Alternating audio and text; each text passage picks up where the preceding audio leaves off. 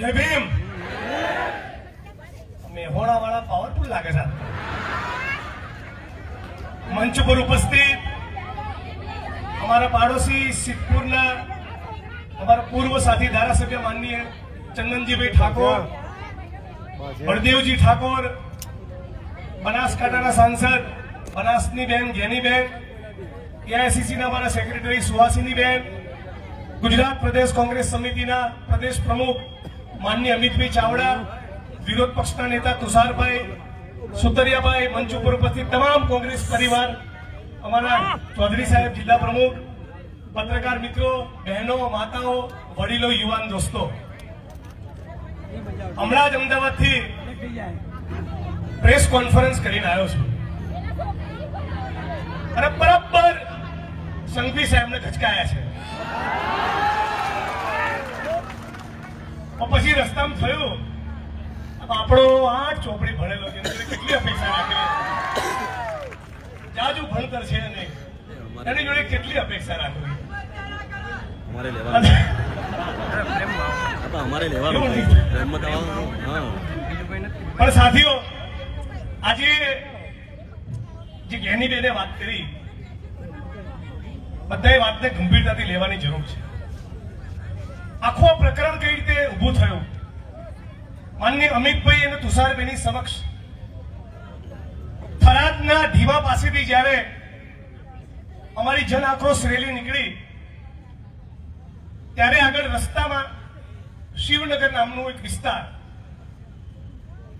એ શિવનગરના લોકો એ વર્ષોથી રજૂઆત કરતા એ જ્ઞાનીબેનને બી ખબર ને અમને બી ખબર જ્ઞાનીબેને બી રજૂઆતો કરેલી મેં પણ રજૂઆતો કરેલી એ વિસ્તારના વડીલો યુવાનો બહેનો બધાની બહુ લાંબા વર્ષોની રજૂઆત બાદ પણ જ્યારે તંત્ર કામ નહોતું કરતું ત્યારે બધી બહેનોને લઈને અમે જિલ્લા પોલીસ વડાની કચેરી ત્યાં અમે લોકો પહોંચી ગયા અને આજે ગુજરાતમાં ભારતીય જનતા પાર્ટીની સરકાર એ મૂળ ચર્ચા પટ્ટાણવાળી ભાષાઓ પર કરવા માંગે છે, દારૂ અને ડ્રગ્સ ઉપર કરવા માંગતા નથી। આપણે ચર્ચા લાવવાની છે મૂળ અસલી મુદ્દા પર કે ગુજરાતના દરિયા કાંઠેથી કોના પાપે કયા મંત્રીનું ગજવું ભરવા માટે 72,000 કરોડ રૂપિયાનું ડ્રગ્સ આવ્યું, ગુજરાતની સરકાર ભાજપની સરકાર એનો જવાબ આપે। મને કોઈ કીધું કે જિગ્નેશભાઈ તમારી ભાષાઓ પર બહુ કોમેન્ટ કર્યો છે તેની પર કહો, હું તો કહું અમિતભાઈ વોટરનું ગુજરાતી થાય પાણી, સ્ટીમનું ગુજરાતી થાય વરાળ, ફેનનું ગુજરાતી થાય પંખો અને ડ્રગ્સનું ગુજરાતી થાય 8 ચોપડી। ડ્રગ્સનું ગુજરાતી શું થાય? આ અવાજ તો આ કુંડાળાની બારે નહીં જાય, છેલ્લી લાઈન સુધી અવાજ આવવો જોઈએ। બોલો ડ્રગ્સનું ગુજરાતી શું થાય? ડ્રગ્સનું ગુજરાતી શું થાય? ડ્રગ્સનું ગુજરાતી શું થાય? ગુજરાતી ભાષા સારી છે મારી। અને ત્યારે જિલ્લા પોલીસ વડા થરાદના અને ત્યાંના પોલીસ ઇન્સ્પેક્ટર શ્રી એ બંને નવા હતા। ચંદનજી બી હમણાં માત્ર 10, 12, 15 દાડા થયા હતા, પણ મૂળ જવાબદારી આખી સિસ્ટમની છે। અને ત્યાંના જે સ્થાનિક પોલીસ કર્મીઓ છે જે દારૂ જુગારને ડ્રગ્સમાંથી કમાતા હતા એમના માટે અમે કોમેન્ટ કરી હતી અને આજે પણ એક કોમેન્ટ ઉપર કાયમ છું કે ધારાસભ્ય હોય, સંસદ સભ્ય હોય, મંત્રી હોય, આઈએસ હોય, આઈપીએસ હોય, મીડિયા કર્મી હોય કે કોઈ પણ માણસ હોય ખોટું કરે તેના પટ્ટા ઉતરી જવા જોઈએ। અને જે સામાન્ય પરિવારમાંથી આવતા પ્રમાણિક નિષ્ઠાવાન પોલીસ કર્મચારીઓ છે એમની મહેનત, એમની સેવા અને એમની નિષ્ઠાને મારા વતન મહેસાણાની ધરતી પરથી હું સલામ કરું છું, વંદન કરું છું। પણ જે માણસો ખોટા કામ નથી કરતા એમને ડરવાની કોઈ ચિંતા હોતી નથી.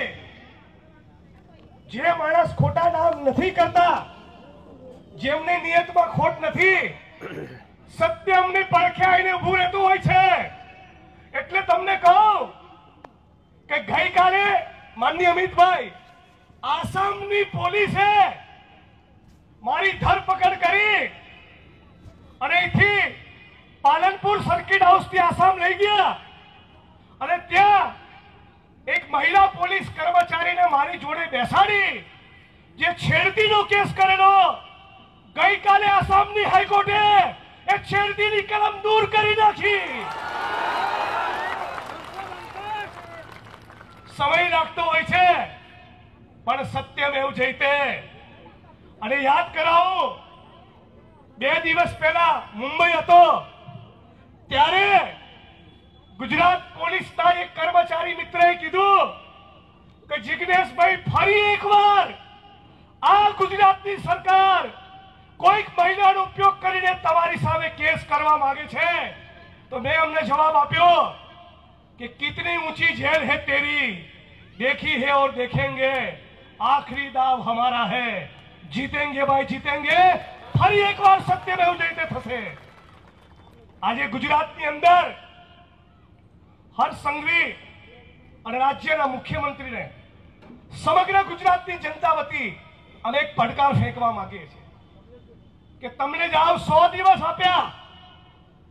આ 100 દિવસની અંદર ગુજરાતના એક પણ જિલ્લાના એક પણ તાલુકામાં દારૂનો અડ્ડો ના ચાલતો હોય, જુગારનો અડ્ડો ના ચાલતો હોય, એક પણ કુટરખાનું ના ચાલતું હોય અને એક પણ જગ્યાએ ડ્રગ્સ ના મળે.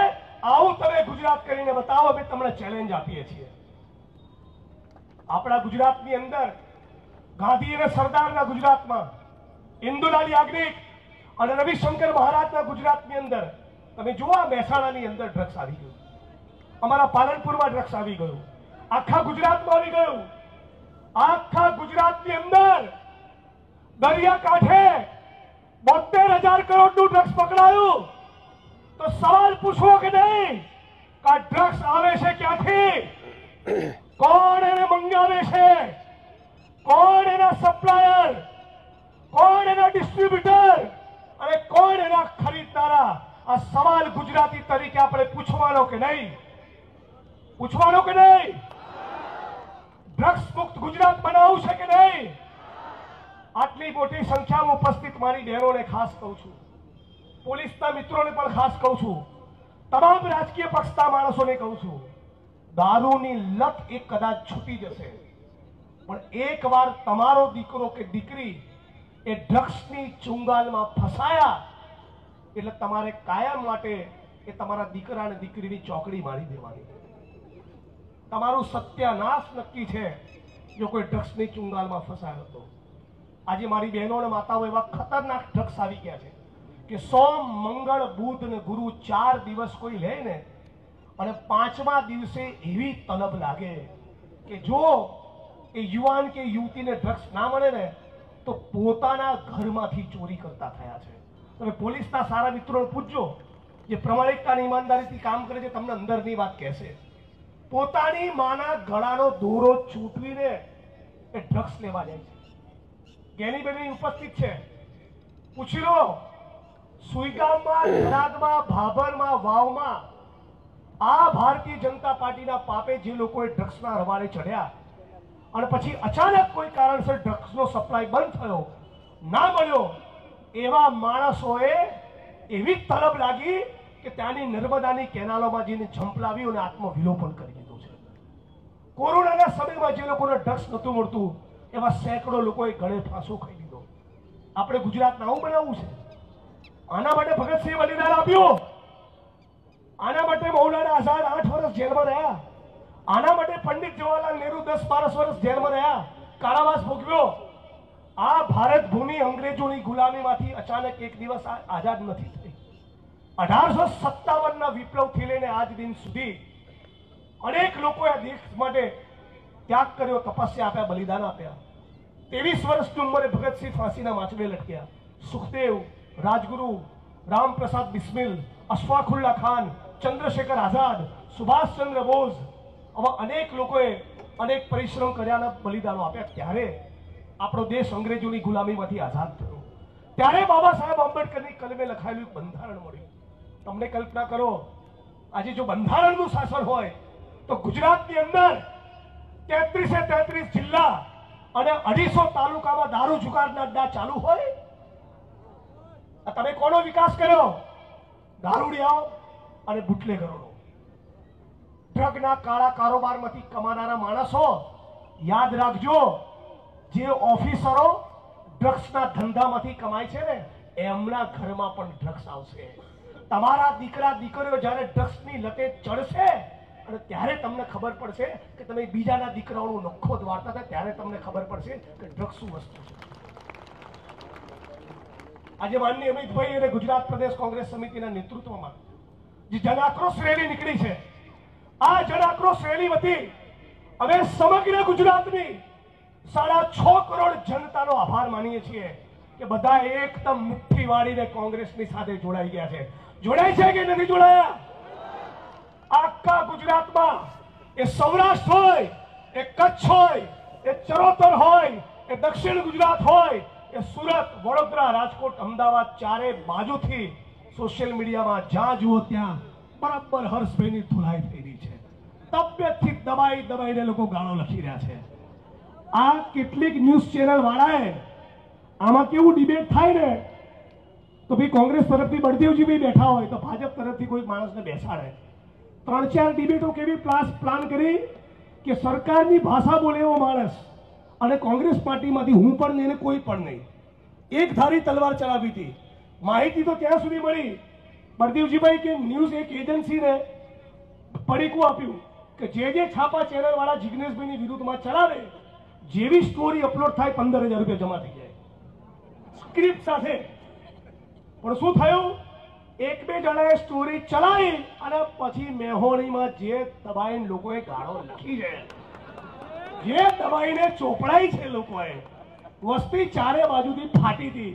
બધા સ્ટોરીઓ ભૂલ કરીને હવે એવું લખવા માંડ્યા, બોલો બંધ ક્યારે થશે? બધા લાઈન ઉપર આવી ગયા.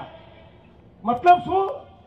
આ ડ્રગ્સ સામેની લડાઈ, આ વ્યસન સામેની લડાઈ એ ફક્ત મંચ ઉપર ઉપસ્થિત નેતાઓથી નહીં થાય. મારી બહેનો, માતાઓ, વડીલો, યુવાન દોસ્તો, તમારે પણ અમારી સાથે ક્રાંતિ કરવા પડશે. તમારે પણ જરા તાકાત બતાવવી પડશે. તમારે પણ સાથ સહકાર અને ટેકો આપવો પડશે. આપણા ગુજરાતની અંદર છડે ચોક, આ બનાસકાંઠાની બોર્ડર પરથી દારૂ આવે. તમે કલ્પના કરો, બધા છેલ્લી લાઈનો અવાજ આવે છે ને, જરા થોડા હાકલા પડકારા કરો, ખબર પડે. આ થરાદ અને બનાસકાંઠાના સાબરકાંઠાથી દારૂ આવે તો મારો સવાલ થાય છે કે જે સ્ટેટ મોનિટરિંગ સેલ એ ફક્ત constable, head constable, ASI, PSI અને પીઆઈની સામે જ પગલા ભરે છે, તો બનાસકાંઠામાંથી નીકળેલો દારૂ એ પાટણ, મહેસાણા, ગાંધીનગર થઈને જ્યારે અમદાવાદ પહોંચે તો રસ્તામાં આવતા જિલ્લા પોલીસ વડાઓની જવાબદારી ખરી કે નહીં? આ તો શું, બનાસકાંઠામાંથી દારૂ નીકળ્યો એટલે એક માણસે રિંગ મારી દે કે કહી દેજો ભાઈ લાઈનની ગાડી છે. વોટ્સઅપ ગ્રુપ ચાલે, પોલીસના અને બુટલેગરોના વોટ્સઅપ ગ્રુપ ચાલે. અને આખા ગુજરાતની અંદર જ્યારે પણ સસ્પેન્ડ કરવાની વાત આવે, ખાતાકીય તપાસની વાત આવે, તો નાના કર્મચારીઓને ટાર્ગેટ બનાવવાના અને એસપી અને આઈજીને કશું ના થાય. આવા પોલીસના નાના કર્મચારીઓની પડખે પણ અમે છીએ. આજ કોંગ્રેસ પાર્ટી, આજ કોંગ્રેસ પક્ષના અમારા નેતાઓના વિધાનસભાના રેકોર્ડ કાઢો કે કેટલી વાત કોંગ્રેસ પરિવારે એ કોન્સ્ટેબલ પરિવારોના હિતમાં કરી છે.